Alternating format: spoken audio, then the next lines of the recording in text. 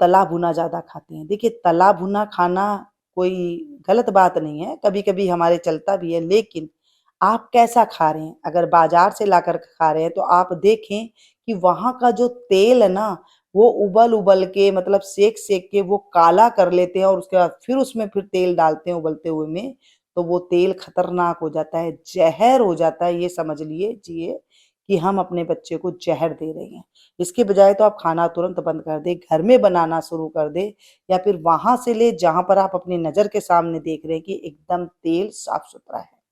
मैं तो कहूँगी सिर्फ़ सरसों तेल और देसी घी ये जो चीज़ पहले अपनाते थे, वही चीज़ अपनाना चाहिए। हमें ये जो रिफाइंड है ये भी नहीं खाना चाहिए, ये भी जो है ब्लॉक करता है, जोड़ों के दर्द की प्रॉब्लम करता है, सूजन देता है, बहुत सारी बीमारियाँ जो बंद नसें हैं वो भी ये चीज़ दे देता है।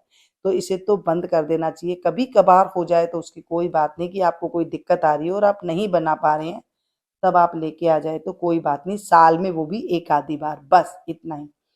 देखिए, जब हम बात कर रहे हैं तो पूरी जड़ के साथ बात करें, उसे तभी समझ में आता है। मैं आपको कोई भी बात समझाती हूँ तो पूरी जड़ के साथ समझाती हूँ कि इस कारणों से और ऐसे-ऐसे हो रहा है।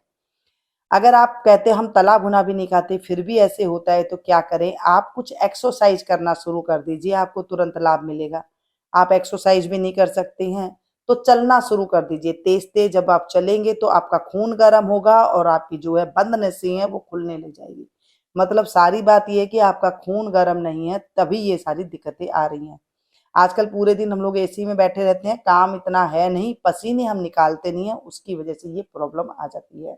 तो ऐसे जब आप छोटी-छोटी चीज़ों का ध्यान रखेंगे, तब आप देखेंगे बहुत बढ़िया आपको रिज़ल्ट मिलेगा और आपकी बीमारी अगर हो गई है, तो भी वो आपको तुरंत 1 हफ्ते के अंदर यानी कि 7 दिन के अंदर आपको रिज़ल्ट ये देगी ही देगी।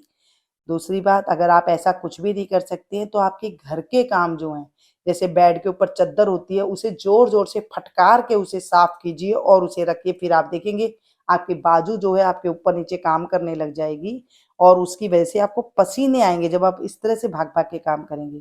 आजकल ना बहुत लोगों को कहते हुए आपने सुना होगा, मेरी नस दब गई है इसलिए हाथ सीधा नहीं हो रहा है।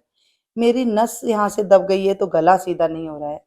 क्या कारण है? पैर की नस दब जाती है, कमज़ोर हो जाती है या बंद हो जाती है? किस कारणों से होती है और इसका हम किस तरह से घरेलू इलाज कर सकते हैं? ऐसी कौन-सी रेमेडी अपनाएँ जिससे कि हमारे शरीर की नस खुल जाए और जो है बच्चे से लेके बड़े तक हम सब चुस्त-दुरुस्त रहें, हमें कोई दिक्कत ना आए। आगे तक भी आपको दिक्कत नहीं आएगी। जो हम धनिया लेते हैं ना, साबुत धनिया 1 बड़ा चम्मच के करीब ले लिया है, यानी कि छोटी-सी जो कटोरी होती है वो मैंने 1 कटोरी ली है। इसको हम काँच के गिलास में डाल देंगे, आप बड़ी चम्मच का एक हिसाब ले सकते हैं। भई देखिए, धनिया की तासीर होती है ठंडी, तो ये जो होता है ना, ये क्या होता है शरीर में जब बनता है तो गरम और सद्गरम से ये बीमारी हो जाती है।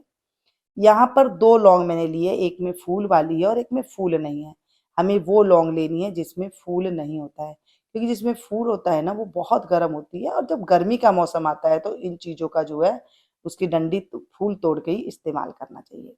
दालचीनी हमारे शरीर के लिए, खून साफ करने के लिए, खून को पतला करने के लिए बहुत अच्छी मानी गई है। तो यहाँ पर मैंने आधा इंच से थोड़ा कम टुकड़ा जो है मैंने दालचीनी का लिया है और 1 चम्मच बड़ी जो है मैंने सौंफ ली है।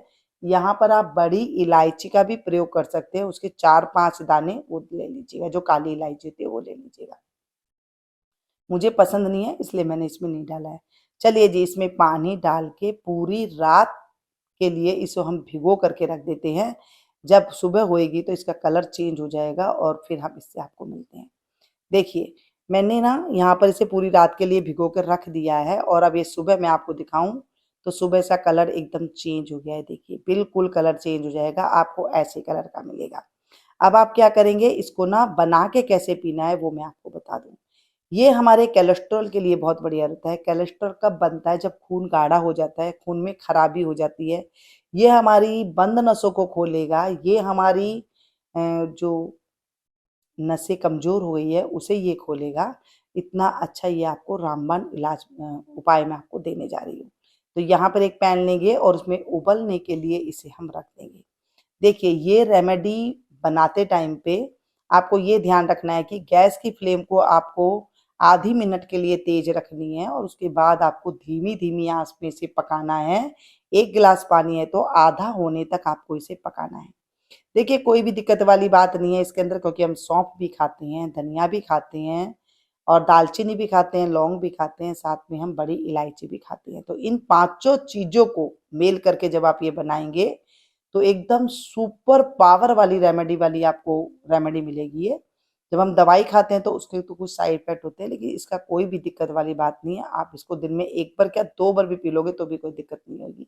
लेकिन जो-जो मैंने चीज़ें बताई है आपको वैसे-वैसे ही सावधानी से इसे आपको बनाना है। ये तो हो गई शुगर वालों के लिए, जो मीठा नहीं खाते हैं उसके लिए। अगर आपको मीठा शुगर नहीं है और मीठा डालना है, तो आप इसमें क्या करें, जो धागे वाली मिश्री आती है, वो आपको उस टाइम पे डाल देनी है। मतलब इसको बना कर के आपको इस तरह से पी लेना है। वो भी उबल जाएगी साथ के अंदर। इन चीज़ों को डाल कर के जब आप इस तरह से ये काढ़ा बना लेंगे, उसको आपको फिर छान करके कैसे यूज़ में लेना है, वो आपको मैं बता दूँगी। ये बीमारी आखिर होती क्यों है? नस दबना हो गया, नस का कमज़ोर होना, नस बंद होना, इसकी क्या पहचान है? ये मैं आपको बता देती हूँ अभी। देखिए, सबसे पहले तो अगर आपकी पैरों की नसें नीली-नीली है या हाथों की नसें नीली-नीली, उभरी-उभरी दिखाई दे रही है, तो तुरंत समझ जाइएगा कि मेरी नस जो है बंद हो गई है, यानी कि कमज़ोर हो गई है।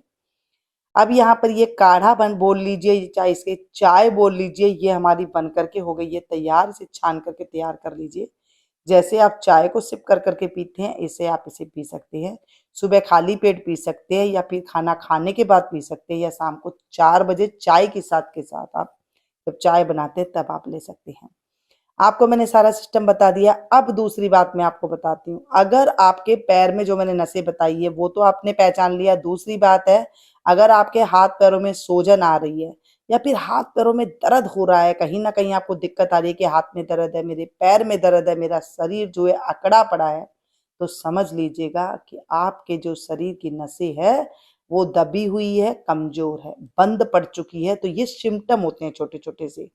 आप इन चीज़ों का ध्यान रखें अपने शरीर का, तो आप देखेंगे कि आपको तुरंत ही जो है पहचान हो जाएगी। डॉक्टर के पास तो आप जाएँ, वो कुछ तो दवाई देगा, लेकिन आप अगर घरेलू ट्रीटमेंट कर लेते हैं, तो ये आपकी जो बीमारी है, ये जड़ से दूर हो जाएगी, ये मेरी गारंटी है। आजकल ये बीमारी बच्चों से लेके बुजुर्ग को सभी को हो रही है।